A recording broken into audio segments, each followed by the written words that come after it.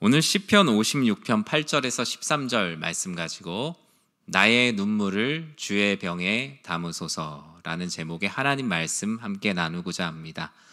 여러분, 이번 한 주도 정말 수고 많으셨습니다. 우리 옆에 있는 분들과 이렇게 인사할까요? 참 잘 오셨습니다. 수고 많으셨습니다.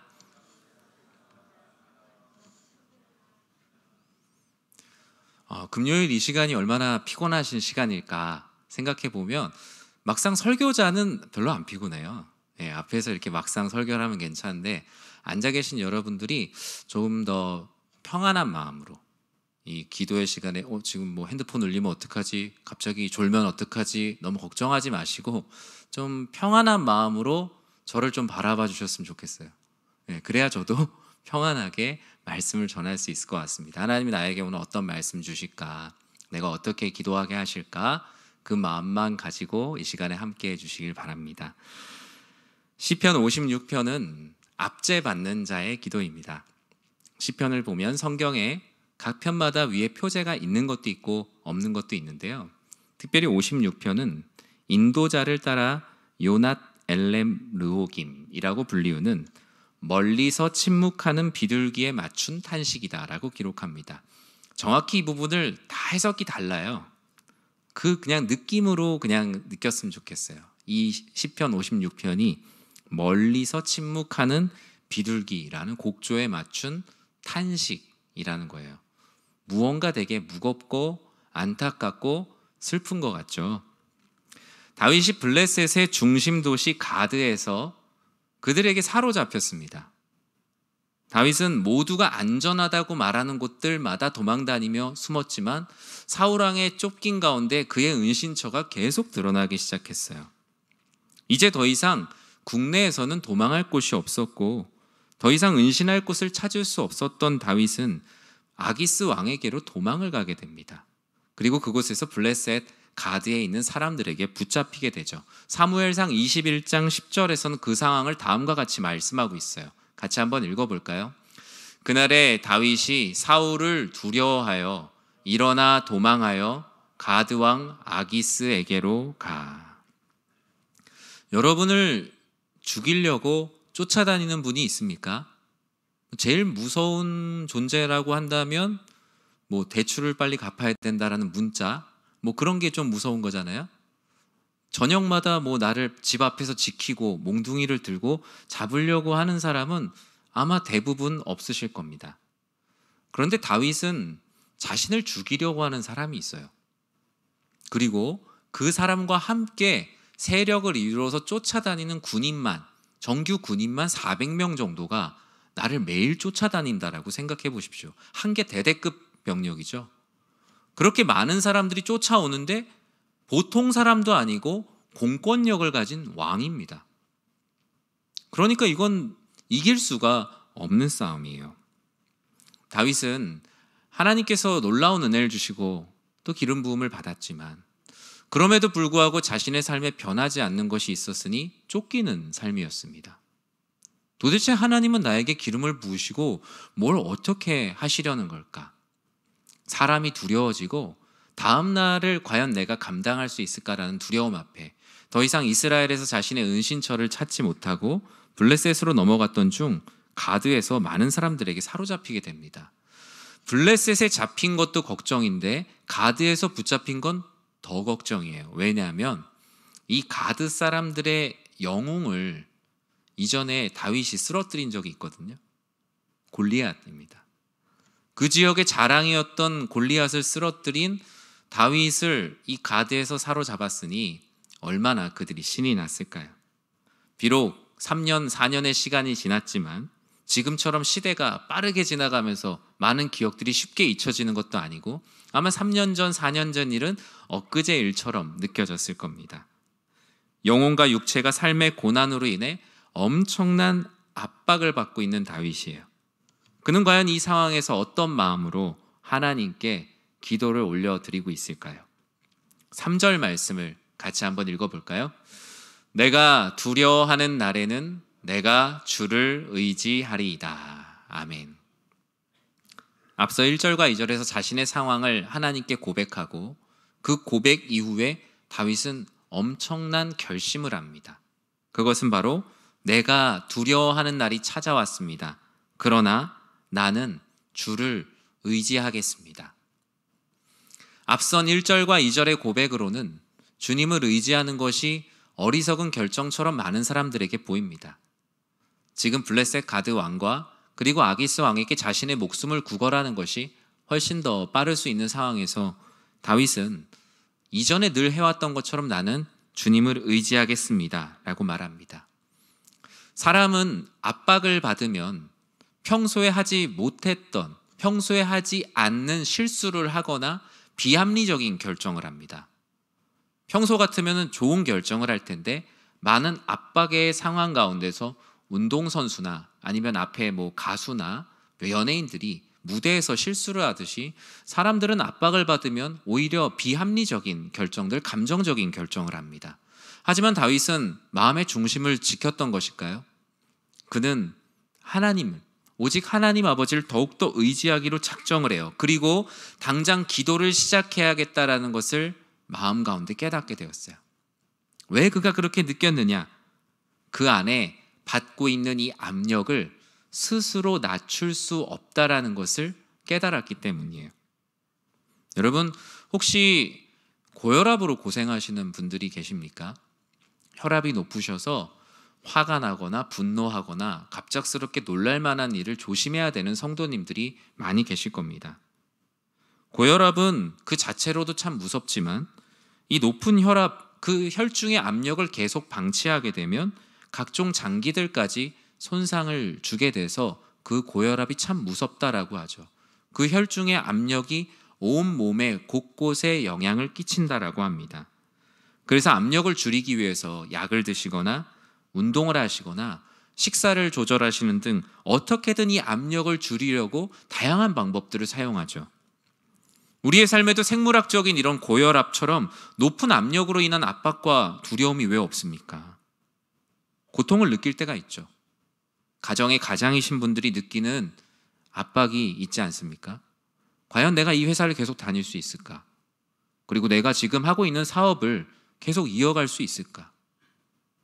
앞을 알 수 없는 이 불확실한 미래가 주는 압박은 우리가 수심 10m, 100m에서 느끼는 그 수압보다 훨씬 더 큰 압박이죠. 진학과 취업을 앞에 두고 느끼는 압박이 있습니다. 건강의 염려로 찾아오는 압박, 특별한 이유 없이 삶에서 그냥 우울한 감정으로 찾아오는 압박이 있어요. 우리는 보이지 않는 수많은 압력들을 견디며 살아갑니다. 다윗은 이 터지기 직전의 압력을 낮추기 위해 하나님께 기도를 해요. 마치 압력밥솥에 김을 빼듯이 지금 기도하지 않으면 내가 그 두려움으로 인해 빵 터져버릴 것을 너무나 잘 알았기 때문이에요. 그래서 다윗은 그 김을 빼는 과정을 자신의 연약함을 고백하는 것을 통해서 그 김을 뺍니다. 내가 두려워하는 날에는 이라고 말하고 있어요. 이 말은 무엇입니까? 하나님, 제가 하나님을 신실하게 믿으면서 두려울 일이 없다고 생각했는데 하나님, 사실 좀 두렵습니다.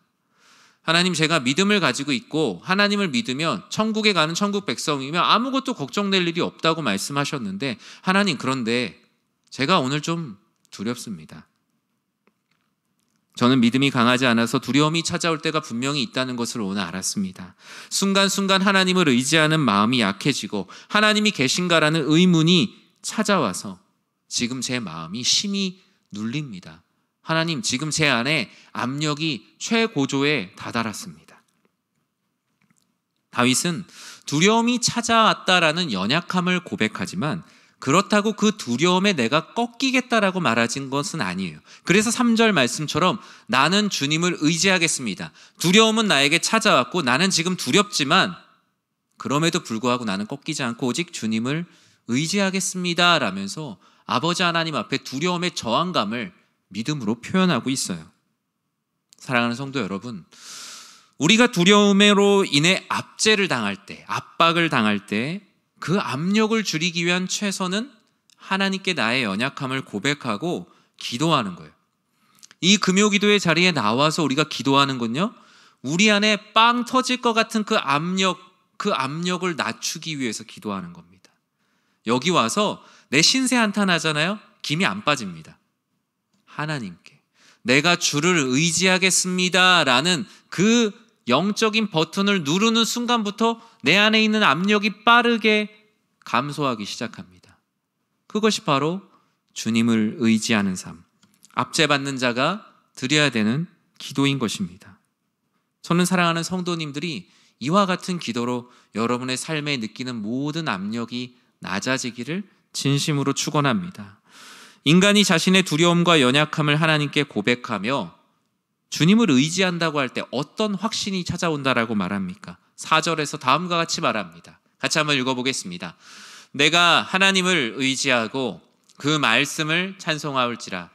내가 하나님을 의지하였은즉 두려워하지 아니하리니 혈육을 가진 사람이 내게 어찌 하리이까. 아멘. 다윗은 말합니다.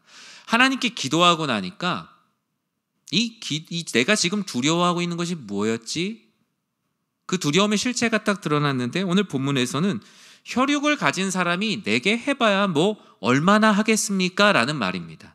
지금 내가 겪고 있는 이 문제가 내가 하나님을 의지하고 하나님의 말씀을 찬송하고 하나님을 의지하고 하나님을 하나님의 말씀으로 내가 이제 두려워하지 않는 인생이 되었는데 정작 내가 두려워하고 있는 인생들을 기도해 보니까 결국 이거 사람이 주는 두려움인데 내 영혼이 영원히 사는데 지장이 없는 거라는 것을 알게 돼요. 주변에 있는 많은 것들이 심플하게 문제가 정리가 됩니다. 사울왕이 나를 쫓고 있는 것도 결국엔 사람이 나를 쫓는 거였군요. 하나님이 나를 보호하시는데 그 혈육이 나를 쫓은들 그게 무슨 소용이겠습니까? 여기서 얘기하는 혈육은 뭐 친척 이런 뜻이 아니라 육체, 사람이란 뜻이에요. 사람이 나에게 가져오는 문제가 어찌 하나님을 대적할 수 있겠습니까? 라고 고백을 하는 거예요. 이것이 바로 내가 두려워하는 날 내가 주님을 의지하겠습니다라며 압제받는 상황 속에서 기도할 때 베풀어 주시는 믿음의 확신입니다. 하나님을 의지하는 자에게 두려워하지 않는다는 확신의 고백이 찾아오게 되자 담대하게 다윗이 뭐가 대단한 그 성정을 가지고 있는 사람이 아니거든요. 그런데 하나님께서 이런 놀라운 확신을 주시자 그렇게 하나님께 고백하게 됐어요. 사람이 내 영혼을 상치 못할 것이다. 나를 두렵게 하는 존재들이 나의 영혼을 삼키지 못할 것이다. 나를 쫓고 있는 사울왕도 결국엔 사람이고 나를 힘들게 하는 모든 문제들은 사람이 만들어낸 문제인데 사람을 만드신 하나님께서 이 문제에서 나를 건져내지 못하실 리가 없다라는 확신. 저는 그 확신이 사랑하는 성도님들의 확신이 되길 진심으로 축복합니다. 말씀 8절에서는 이어서 압제받는 자가 어떻게 기도해야 될지 말하고 있어요. 8절을 읽어보겠습니다. 나의 유리함을 주께서 계수하셨사오니 나의 눈물을 주의 병에 담으소서. 이것이 주의 책에 기록되지 아니하였나이까. 아멘. 압제받는 자가 기도해야 되는 두 번째 기도는 나의 눈물을 주의 병에 담으소서라는 기도입니다. 여기서 나의 유리함을 주께서 계수하셨다. 내가 저 사람보다 불리하다, 유리하다 하는 그 유리함이 아니라 방황한다는 뜻의 유리하고 있다는 뜻이죠. 다윗은 자신이 현재 겪고 있는 압제를 해결하기 위한 방법으로 기도를 했고 그것은 나의 지금 흘리는 눈물, 내가 지금 너무나 두렵고 사람에게 쫓겨서 찾아오는 이 불안감, 내가 지금 겪고 있는 이 압력으로 인해서 인생이 두려워서 흘리고 있는 이 눈물을 주님의 병에 담아주십시오 라고 기도하고 있어요. 얼마나 무섭고 두려웠는지 이 말씀을 보면 잘 알 수 있죠. 다윗은 고백했어요. 나의 방황함을 주님께서 다 세고 계시지 않습니까? 내가 지금 두려워해서 전전긍긍해서 방에서 돌고 있는 이 발걸음까지 주님께서 다 세고 계시지 않습니까? 내가 두려움 속에서 어디로 갈지 길을 찾지 못하고 있는 그 모습과 시간 또한 주님께서 다 세고 계시지 않습니까? 나의 슬픔의 양 또한 주님께서 다 계산하고 계시지 않습니까? 죄 없는 제가 다윗이 얼마나 많은 도망자의 걸음을 걸었는지 주님은 다 그 발걸음을 세고 계시지 않습니까? 제 눈물 또한 다 알고 계시지 않습니까? 당시 고대 이스라엘에서는 눈물을 담아두는 일이 있었습니다. 여러분 혹시 눈물을 담아두신 게 집에 있나요? 없죠? 뭐 눈물을 흘리는데 그걸 병에 담고 있는 모습이 좀 어쩌면 좀 약간 우스꽝스러워 보이기도 합니다. 애들 막 혼내면서 엄마가 울면서 눈물을 막 담고 있으면 아이들이 혼나다가 웃지 않을까요? 그런데 당시에는 눈물을 담았어요. 눈물을 담으려고 저 깔때기에다가 저 이렇게 위에가 담기 좀 좋게 돼 있죠. 그래서 볼에다가 이렇게 대는 거예요. 왜 눈물을 담을까? 주로 이제 얇은 유리로 만들어졌는데 크기가 다양해서 뭐 작게는 한 7cm에서 큰 거는 한 20cm까지 이게 잘 보관이 되려나 모르겠습니다. 가난한 사람들은 유리는 어려웠고 토기로 만든 눈물병을 썼습니다. 부유한 사람들은 더 비싼 유리로 나중에 눈물병이라는 것도 자신의 부유함을 자랑하는 하나의 그 재산이 됐어요. 이 눈물병은 언제 쓰겠습니까? 가정에 재난이 생겼거나 두려움이 생길 때 또는 마음이 상해 눈물을 흘릴 만한 일이 있을 때 이 흐르는 눈물을 담았다가 나중에 쓰려고 하는 거예요. 도대체 이걸 어디다 쓰려고 하는 걸까? 슬픔을 담아두면 나중에 슬픔을 감당할 일이 있을 때 이것을 쓰면 된다라고 사람들은 생각했어요. 즉 내가 지금 너무나 슬퍼서 울고 있어요. 근데 나중에 내가 감당하기 힘든 두려움이 찾아와서 내가 슬플 때 그 모아둔 눈물병을 꺼내는 거예요. 그리고 심지어 그 당시 사람들은 죽음의 고통이 심할 때 가족 중에 누군가 임종 직전에 있을 때 그 사람의 입속에다가 그 사람이 평생 흘려왔던 눈물병의 일부를 떨어뜨렸어요. 그러면서 사람들이 기도했던 건 뭐였냐면 지금 이 슬픔을 이전에 흘렸던 슬픔이 있으니까 바꿔달라. 이전에 이렇게 울었지 않습니까? 그러면 이거 지금 떨어뜨리면 이 슬픔과 두려움과 눈물이 사라지게 해달라고. 얼마나 이 슬픔과 두려움을 없애고 싶었으면 지금 흘리고 있는 눈물을 담아두기까지 했을까요? 여러분 영화 쿼바디스라는 영화 아시죠? 이름은 많이 들어보셨지만 보지 못한 분들은 많으실 거예요. 이 쿼바디스라는 말이 뭐 주님 어디로 가십니까? 라는 뜻이거든요. 이 쿼바디스라는 영화 아주 처음에 나왔을 때 영화는 1940년대 후반 50년대쯤 나왔겠죠. 이 영화는 이 베드로의 질문, 주님 어디로 가십니까? 라는 질문에서 나온 영화인데 이 영화의 한 장면이에요. 저 장면이 한 방울은 널 위해 한 방울은 날 위해. 저 사람이 누군지 아십니까? 예, 네로입니다. 보셨군요. 네로 황제가 왜 눈물을 흘리고 있습니까? 그리스도인들을 탄압하기 위해서 당시에 로마의 시내에다 불을 질렀잖아요. 그리고 그것을 그리스도인들이 한 거라고 뒤집어 씌워서 그리스도인들을 잡아다가 죽였습니다. 그런데 네로는 그리스도인들을 탄압하려고 로마 시가지에 본인이 불을 질러놓고 활활 타오르는 불길을 보면서 억지로 눈물을 짜내서 눈물병에 담는 장면이 저 쿼바디스에 나옵니다. 한 방울은 널 위해, 한 방울은 날 위해. 사람이 그래요. 그러나 다윗은 자신의 두려움과 슬픔을 절대 잊지 말아달라고 자신의 억지 눈물을 짜서 담은 것도 아니고요. 이 세상의 사람들이 담는 눈물병이 아니라 간절히 하나님께 기도하면서 주님, 제가 겪고 있는 이 슬픔의 눈물 제 눈물병에 담아두지도 않겠습니다.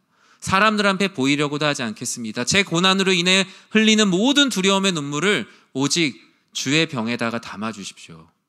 사람들은 기억하지 않아도 됐습니다. 오직 주의 병에 담아주십시오. 사람이 만든 병은 저의 슬픔을 담아두었다가 깨지기도 하고 잃어버리기도 하고 저의 자랑이 되기도 하지만 깨지지도 않고 제 아픔을 모두 다 아시는 당신께 오직 그 주님께 제 눈물을 담기를 원합니다.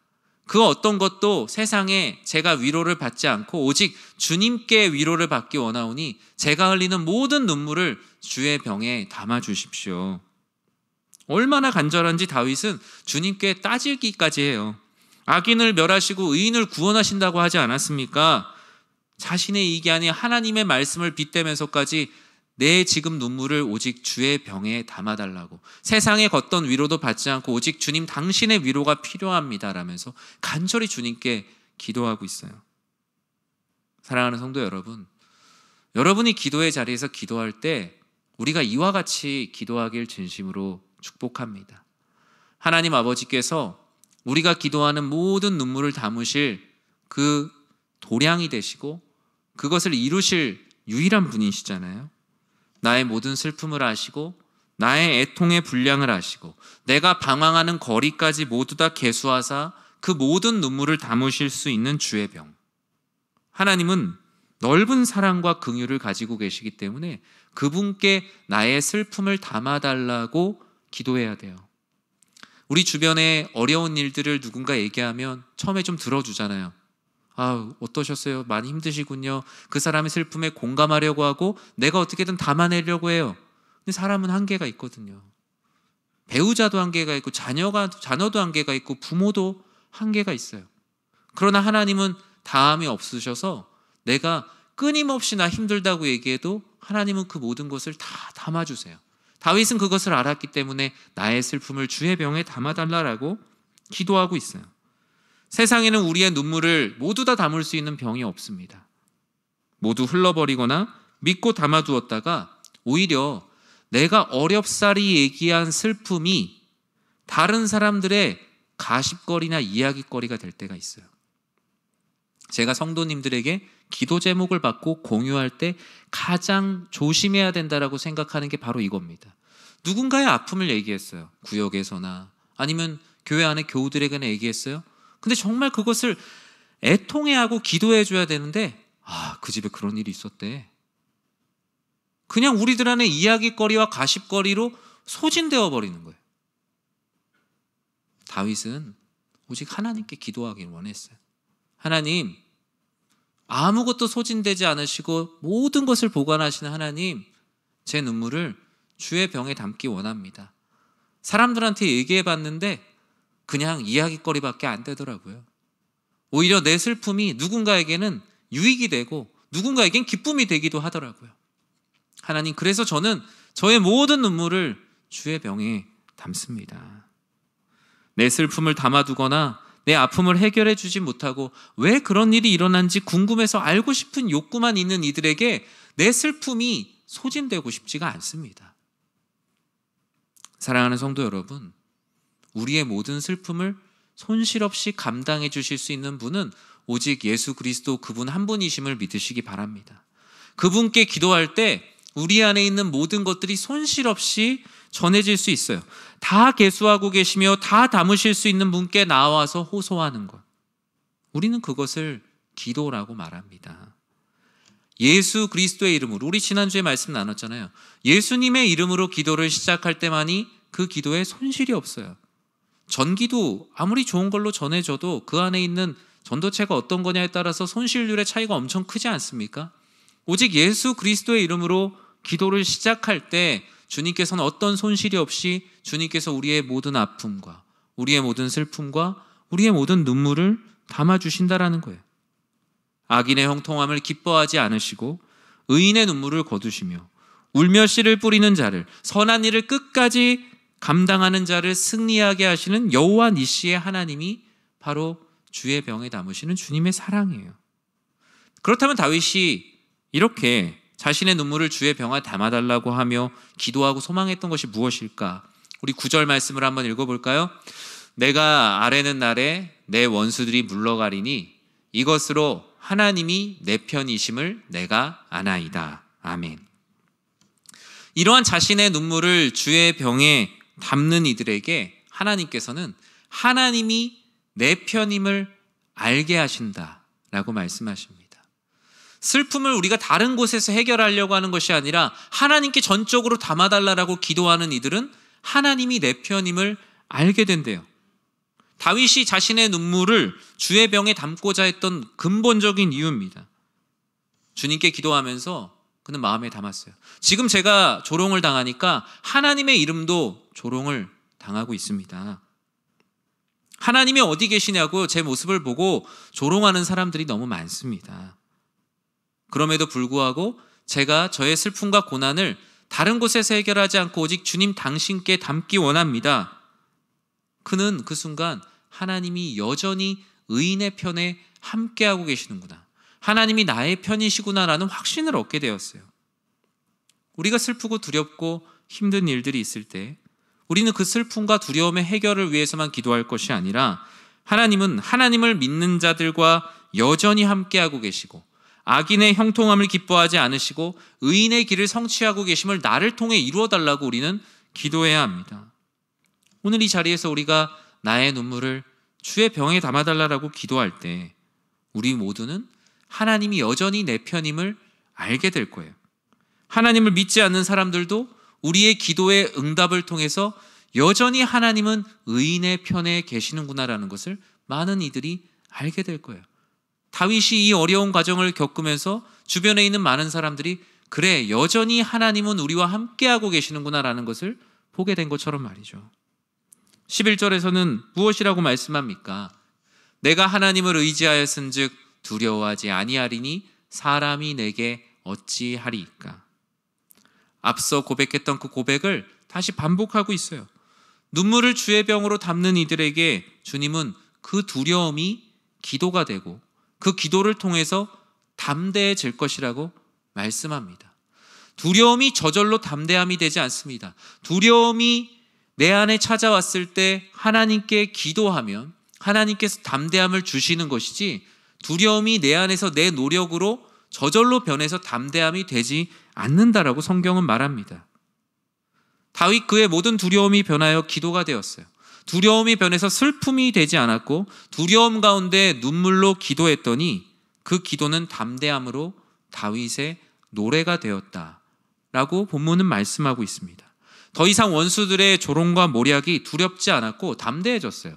오히려 나에게 찾아오는 그 혈육이 쫓아오는 듯한 그 사람으로 인한 두려움이 이제 더 이상 두렵지 않았어요. 그때 내가 눈물을 흘리게 되면 그 눈물은 주의 병에 담으면 되니까요.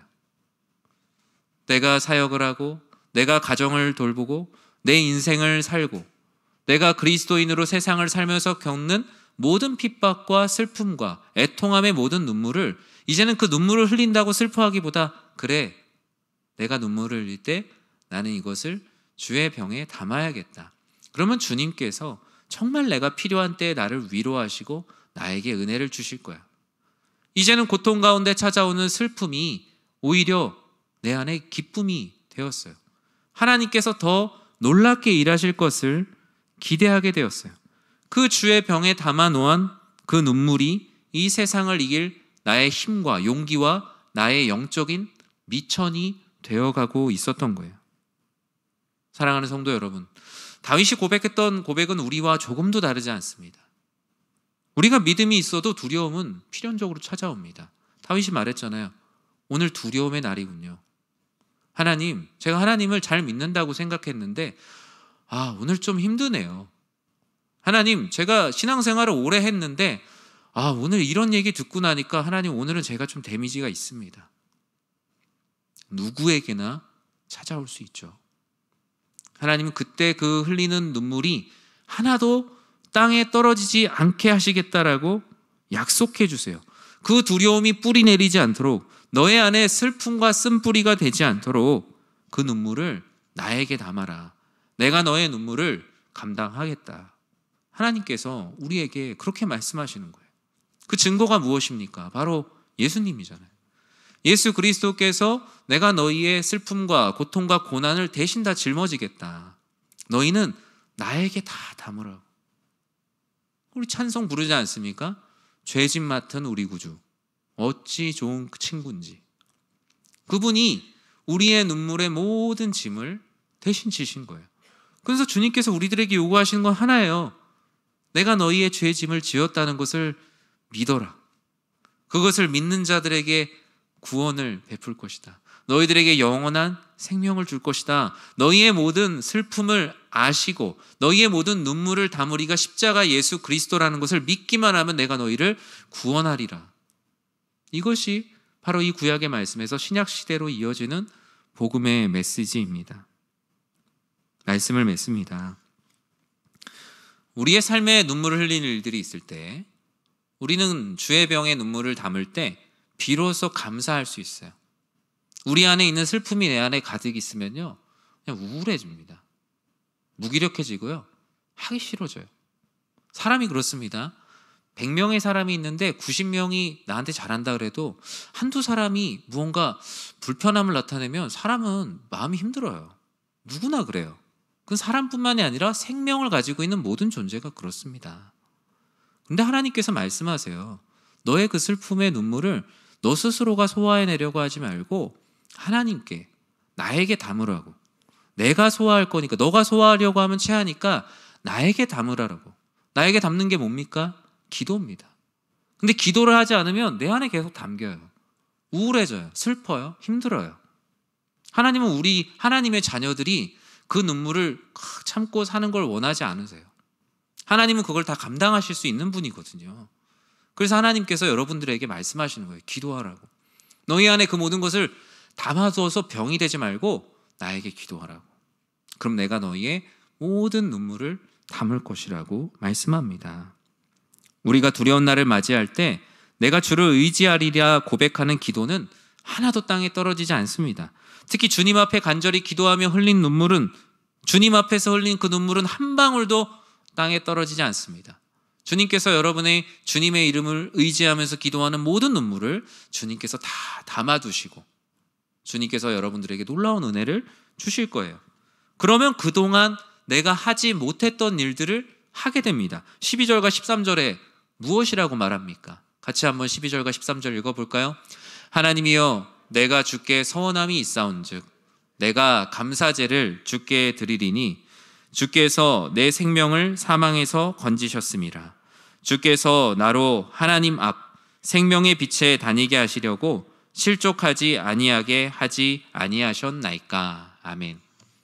12절 13절 요약하면, 하나님, 그동안 제가 너무나 무기력하고 슬퍼서 신앙생활을 제대로 못했는데 이제 열심히 할 수 있을 것 같습니다. 한번 확 울고 나니까 괜찮네요.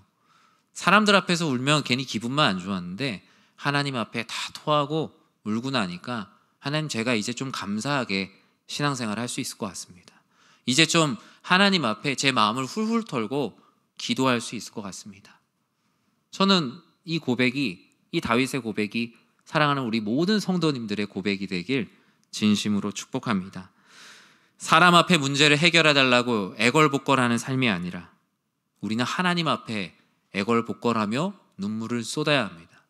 그러면 하나님께서 그 모든 눈물을 담아두십니다.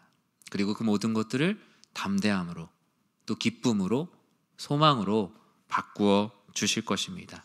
그런 여러분들의 삶이 되길 주님의 이름으로 축원합니다. 우리 이 시간에